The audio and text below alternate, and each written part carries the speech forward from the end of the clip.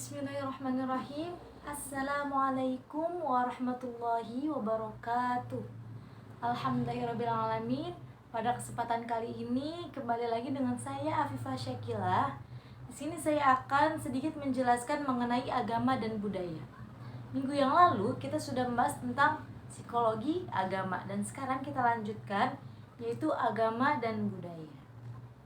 Nah, di sini ada pengertian budaya. Menurut Kamus Besar Bahasa Indonesia, budaya didefinisikan sebagai pikiran, akal budi, adat istiadat, sesuatu yang sudah menjadi kebiasaan dan sukar untuk diubah. Susah untuk diubah. Sedangkan kebudayaan dapat diartikan sebagai hasil kegiatan dan penciptaan batin atau akal budi manusia seperti kepercayaan, kesenian, dan adat istiadat.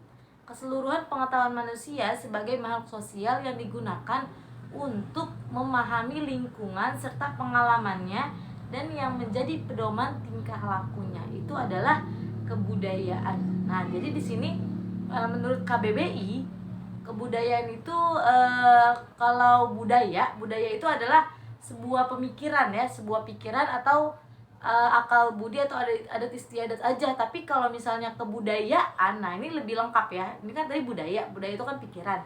Tapi kalau misalnya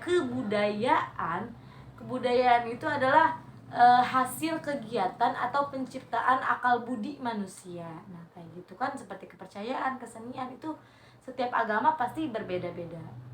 Ada di sini menurut Kuncaningrat. Nah, Kuncaraningrat, kebudayaan terdiri dari dua komponen pokok, yaitu komponen isi dan komponen wujud. Di sini ada komponen wujud dari kebudayaan terdiri atas sistem budaya berupa ide dan gagasan serta sistem sosial berupa tingkah laku dan tindakan. Nah, secara singkatnya bahwa komponen wujud ini terbentuk dari 3 aspek.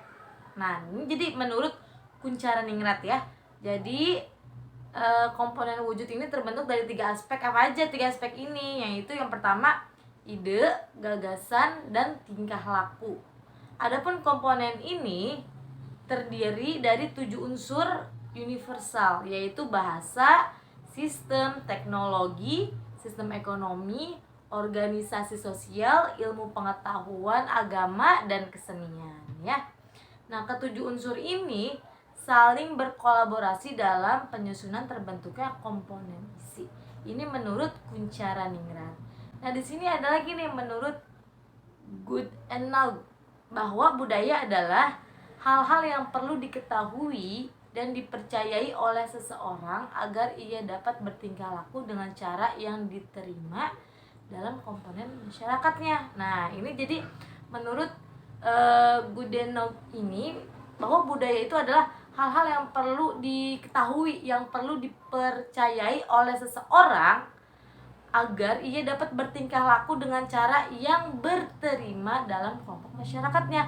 Jadi budaya ini nih diterima gak sih sama masyarakat setempat gitu. Tapi kalau misalnya nggak diterima, tidak dinamakan dengan budaya. Selanjutnya yaitu menurut Horton menjelaskan bahwa budaya menentukan standar perilaku, karena budaya adalah sistem norma yang mengatur cara-cara merasa dan bertindak yang diketahui dan diikuti oleh anggota masyarakatnya. Nah, ini menurut Horton, menyerempet ke ini ya, kehidupan kita sehari-hari. Nah, ini Horton ini menjelaskan nih ya, bahwa budaya itu menentukan standar perilaku. Nah, standar perilaku seseorang, karena budaya ini adalah sistem norma, sistem aturan yang mengatur cara-cara tuh merasa dan bertindak yang diketahui dan diikuti oleh anggota masyarakatnya. Jadi yang namanya budaya ini nih adalah sesuatu aturan yang diikuti oleh masyarakat setempat, seperti itu. Selanjutnya yaitu ada pengertian budaya menurut Far and Ball ya, adalah pengetahuan yang dimiliki oleh sekelompok masyarakat yang berkaitan dengan perilaku mereka. Nah, jadi di sini adalah For and Ball ini berpendapat bahwasanya budaya itu adalah pengetahuan yang dimiliki oleh sekelompok masyarakat. Nah, sekelompok masyarakat yang berkaitan dengan perilaku mereka, seperti itu ya. Menurut SO, budaya akan selalu berkaitan dengan cara hidup sekelompok masyarakat, termasuk cara anggota masyarakat budaya itu berkomunikasi atau bertutur. Nah, itu menurut SO. Nah, kita lanjut ke yang kedua, yaitu fungsi-fungsi agama. Apa sih fungsi agama ini? Nah, di sini ada yaitu memberikan makna tertinggi atau the provision of ultimate meaning. Nah, usaha untuk menafsirkan hal yang tak diketahui dan mengontrol hal yang tak terkontrol, itu fungsi-fungsi agama. Jadi agama ini adalah usaha untuk fungsinya itu usaha untuk menafsirkan hal-hal yang kita nggak ketahui menjadi tahu. Nah, kayak gitu ya, hal-hal yang nggak bisa dikontrol menjadi bisa dikontrol, seperti itu adalah fungsi dari agama tersebut. Nah, yang kedua yaitu personifikasi dari pemikiran-pemikiran manusia, nah, atau personification of human ideals. Nah, yang ketiga yaitu integrasi dari kultur dan legitimasi dari sistem sosial. Yang keempat yaitu proyeksi dari makna-makna kemanusiaan dan pola sosial kepada suatu entitas yang maha kuat, maha tinggi. Dan yang terakhir yaitu usaha untuk menangani masalah-masalah utama dalam kehidupan manusia di muka bumi. Nah, atau biasanya orang Batu menyebutnya the effort to deal with ultimate problems of human existence. Nah, seperti itu. Itu adalah fungsi-fungsi agama. Nah, jadi di sini ada fungsi agama menurut undang-undang. Nah, tadi kita udah sebutkan menurut orang-orang barat lah ya, bahasanya yang bahasa Inggris gitu. Dan sekarang kita lihat fungsi agama menurut undang-undang. Di sini agama menentukan mana tingkah laku yang salah dan tingkah laku yang benar. Yang salah akan dimasukkan ke dalam neraka dan yang benar akan dimasukkan ke dalam surga atau diberi anugerah oleh Allah Subhanahu wa taala. Nah, jadi seperti ini ya. Jadi di dalam undang-undang ini yang salah itu akan dimasukkan ke dalam neraka. Apa contohnya? Misal kita mencuri. Mungkin emang di dunia ini kita nggak bakal ketahuan mungkin. Akan tetapi nanti ketika kita di akhirat, nah, fungsi agama ini yaitu hukumannya apa? Masuk ke dalam neraka. Selanjutnya yaitu yang benar akan diberikan anugerah oleh Allah Subhanahu wa taala atau bisa masuk surga ya.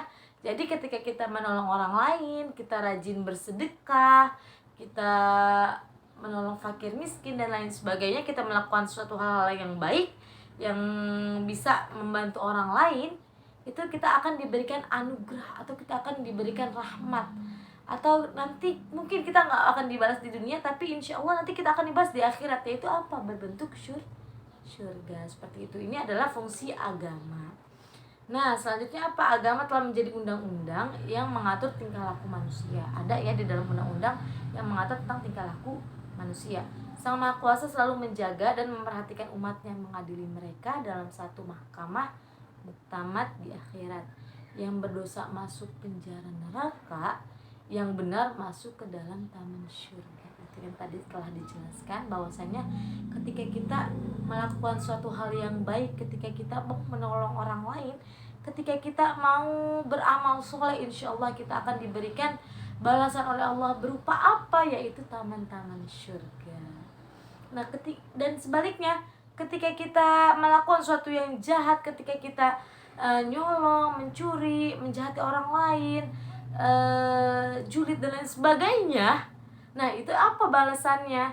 Ia akan dimasukkan ke dalam penjara Allah, yaitu penjara neraka. Seperti itu. Yaitu yang selanjutnya fungsi meringankan beban hidup. Nah, agama ini mengambil alih beban dalam membuat keputusan yang penting dalam kehidupan, dari diri individu manusia ke Sang Maha Kuasa. Apabila manusia menghadapi beban hidup yang berat, maka mereka akan menghadap dan berserah diri kepada Allah Subhanahu wa taala. Nah, selanjutnya ada fungsi psikologis. Nah, jadi ini fungsi agama dari sisi psikologis. Agama mempunyai sejumlah fungsi psikologis dan sosial penting. Agama mengurangi dan mengobati rasa khawatir dengan cara memberi penjelasan tentang hal-hal yang tidak diketahui dan membuat hal-hal itu dapat dipahami. Bila kita khawatir dan stres akan masa depan, tentang ujian, tentang pekerjaan, tentang apa saja. Nah, mari kita berserah diri kepada Allah Subhanahu wa taala. Kadang emang benar ya, kita tuh suka memikirkan hal-hal yang belum terjadi, kayak misalnya masa depan kita, nanti kita akan berjodoh dengan siapa, nanti rezeki kita gimana ketika kita berjodoh dengan dia, apakah rezeki kita akan lancar, nanti anak kita akan seperti apa. Nah, seperti itu ya, itu emang benar suka terbesit gitu ya dalam pikiran kita. Juga tentang ujian, nanti akan ada ujian apa setelah ini. Mungkin sekarang emang ujian saya diberikan seperti ini, tapi nanti kita akan mendapatkan ujian apa lagi, apakah ujiannya tambah berat. Nah, seperti itu ya. Juga tentang pekerjaan, mungkin sekarang kita beberapa dari kita ada yang belum mendapatkan pekerjaan, tapi kita harus tetap berusaha ya, ikhtiar ya. Apapun itu kita harus tetap berusaha, jangan lupa diiringi dengan doa. Tapi emang psikologisnya kita tuh suka berpikir tentang apa ya, sesuatu yang nggak pernah kita pikirin gitu ya. Kayak misalnya pekerjaan, hari ini emang kita nggak dapat pekerjaan, apakah nanti kita akan menjadi pengangguran terus? Nah, itu suka ada terbesit di dalam pikiran-pikiran seperti itu. Nah, jadi fungsi agama ini yang akan meluruskan semuanya ya. Memang jodoh, masa depan kita, pekerjaan, apapun itu kita nggak akan tahu ke depannya akan seperti apa. Tapi yang perlu kita ketahui bahwasanya setiap orang itu mempunyai rezekinya masing-masing, setiap orang itu mempunyai jalannya masing-masing. Enggak semua orang jalan bersama, enggak semua orang sukses di waktu yang sama. Tapi semua orang, yakinlah bahwa semua orang itu mempunyai rezekinya masing-masing ya. Inilah fungsi agama, yaitu kita harus berserah diri kepada Allah. Jangan hanya berserah diri, tapi diiringi dengan doa dan ikhtiar ya. Kita harus iringi dengan ikhtiar. Kita nggak punya pekerjaan hari ini ya, kita usaha dari sekarang. Dengan apa? Ya kita belajar dulu apa yang akan kita gapai nanti, cita-cita kita apa nih ya, kita pelajari dulu apa yang akan kita pelajari. Contoh misal cita-cita pingin menjadi guru ya, kita belajar dari sekarang kita belajar, kita mencari ilmu sebanyak-banyaknya. Ketika nanti insya Allah tuh, ketika Allah melihat perjuangan kita, Allah melihat usaha kita, akan Allah kasih pekerjaan yang layak untuk kita. Seperti itu. Selanjutnya yaitu fungsi tradisi lisan. Nah, jadi ini adalah fungsi agama dari sisi tradisi lisannya, yaitu dengan apa? Melalui ritual, bacaan-bacaan, dan mitologi. Agama berfungsi dalam meningkatkan pembelajaran tentang tradisi lisan, cerita tentang para rasul dan sahabat Nabi, tentang para raja yang adil, tentang orang-orang yang suci, tentang seorang perempuan yang tegar dengan imannya meski diancam dibunuh oleh raja kafir dan lain sebagainya.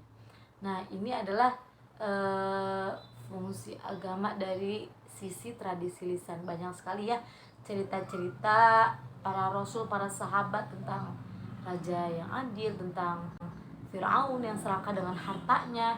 Terus juga ada juga perempuan yang tegar dengan imannya meski dia diancam dibunuh oleh raja kafir dan lain sebagainya. Itu banyak sekali cerita-cerita hal-hal tersebut dari situ. Selanjutnya yaitu fungsi memberi kenikmatan. Agama juga memberi rasa menyenangkan dengan cara apa? Mempercayai bahwa pertolongan Allah Subhanahu wa taala itu, Sang Maha Kuasa, akan selalu datang bila manusia berada dalam keadaan susah dan bahaya. Kata Allah apa di dalam Al-Qur'an, yaitu Ud'uni astajib lakum, berdoalah kepadaku, mintalah kepadaku, niscaya akan aku kabulkan doa-doa kalian.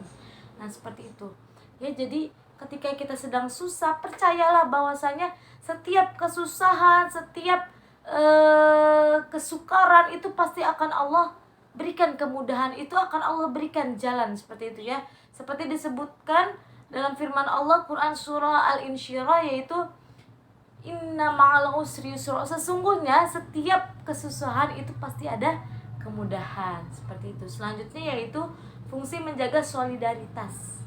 Nah, ini terakhir, agama memainkan satu peranan penting dalam menjaga solidaritas sosial, persatuan umat dan gereja, saling tolong, saling kasih sesama manusia, apalagi sesama agama.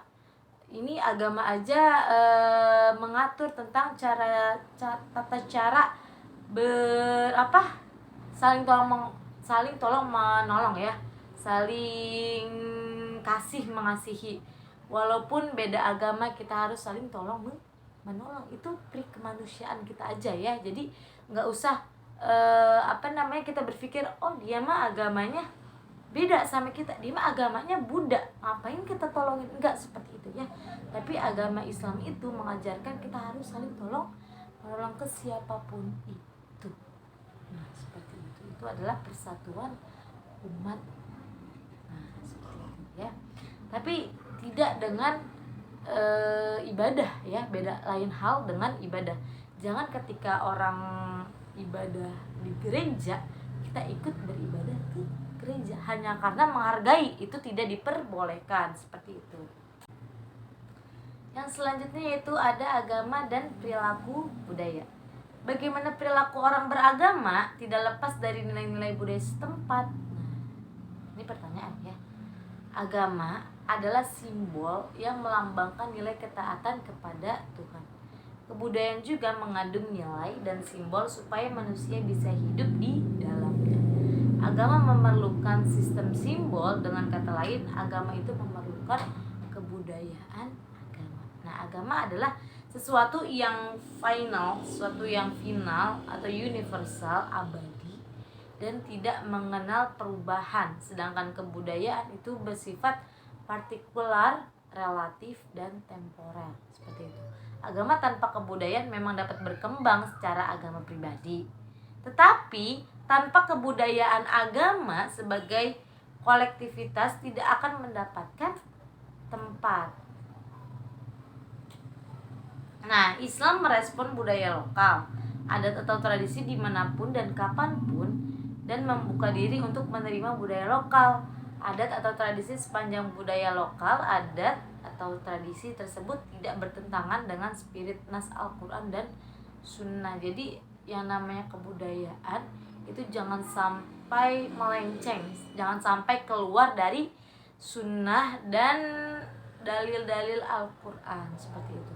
Contoh kegiatan tahunan yang bernama Nyadran merupakan ungkapan refleksi sosial keagamaan. Hal ini dilakukan dalam rangka menziarahi makam para leluhur. Ritual ini dapat dipahami sebagai bentuk pelestarian warisan, tradisi dan budaya para nenek moyang. Nyadran dalam tradisi Jawa biasanya dilakukan pada bulan tertentu seperti menjelang bulan Ramadan, Sya'ban, dan bulan Roah. Nah, ini menurut tradisi Jawa ya. Biasanya di sini juga ada ketika kita mau menjelang bulan Ramadan, kita jenguk ya, ibaratnya kayak jenguk ke makam nenek kita, orang tua kita yang sudah tiada, seperti itu. Itu adalah salah satu contoh kegiatan sosial keagamaan. Selanjutnya itu proses ritus pelaksanaan nyadran adalah 3 hari sebelum menjelang pelaksanaan nyadran. Warga mengadakan nyekar ke makam gitu ya, dan tradisi manganan atau kondangan.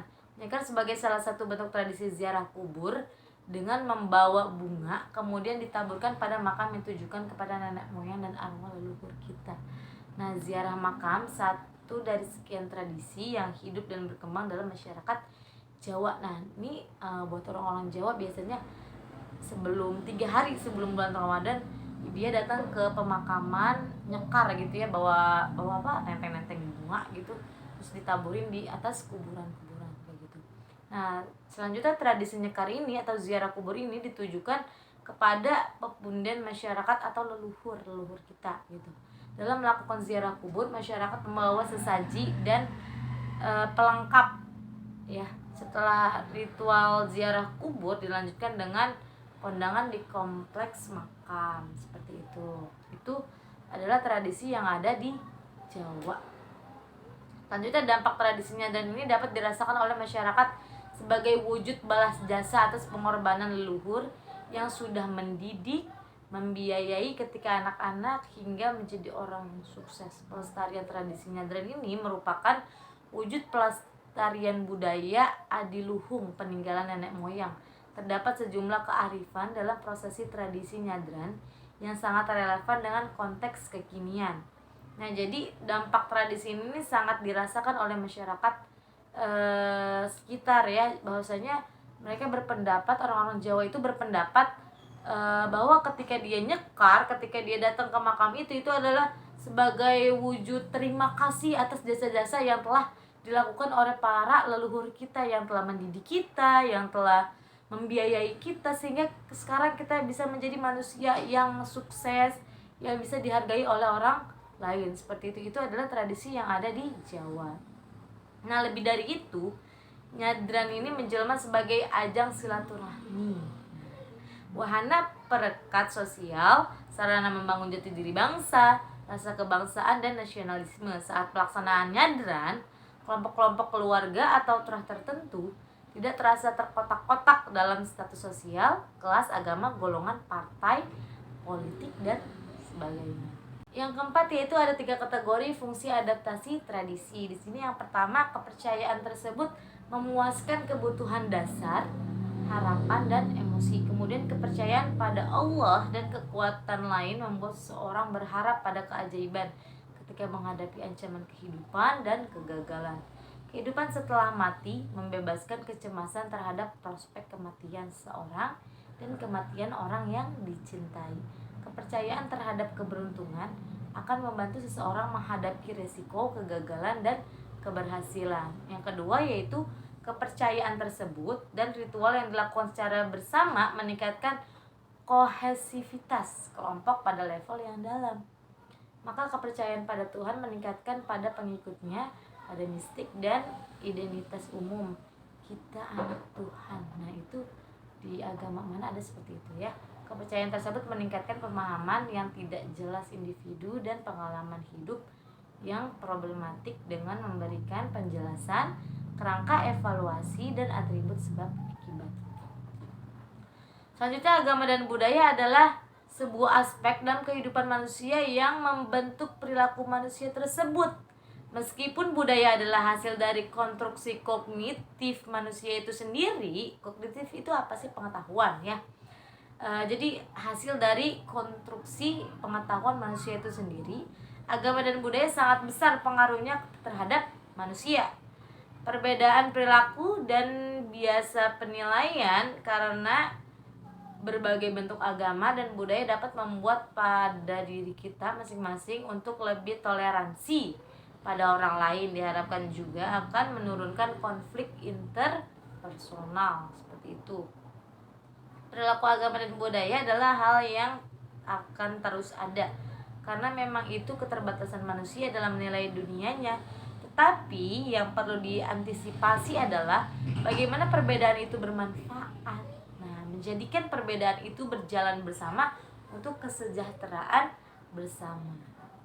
Nah, jadi seperti itu adalah agama dan budaya. Bahwasanya budaya ini adalah suatu tradisi yang dilakukan oleh orang-orang. Jadi budaya ini adalah tradisi yang diikuti oleh masyarakat setempat. Nah, seperti itu misalnya di tradisi ini di masyarakat ini nih, di rumah kita tradisinya apa nih, kayak gitu. Kayak tadi kan di Jawa, di tradisi Jawa itu yaitu ada yang namanya nyekar sebelum bulan Sya'ban, terus juga sebelum bulan Ramadan gitu dia ada yang namanya nyadran ya, itu nyekar atau kita pergi ke makam untuk menaburkan bunga, dan itu adalah bentuk wujud kita terhadap para leluhur kita. Itu adalah wujud terima kasih kita terhadap para leluhur. Jadi seperti itu adalah tradisi ya. Tapi tradisi ini jangan sampai melenceng, jangan sampai keluar dari Al-Quran dan hadis. Nah, inilah fungsi agama tadi yang sudah dijelaskan, bahwasanya agama ini berfungsi untuk mengatur sistem kebudayaan tersebut, jangan sampai keluar dari ajaran-ajaran agama Islam. Seperti itu saja yang dapat disampaikan.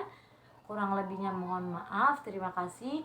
Assalamualaikum warahmatullahi wabarakatuh.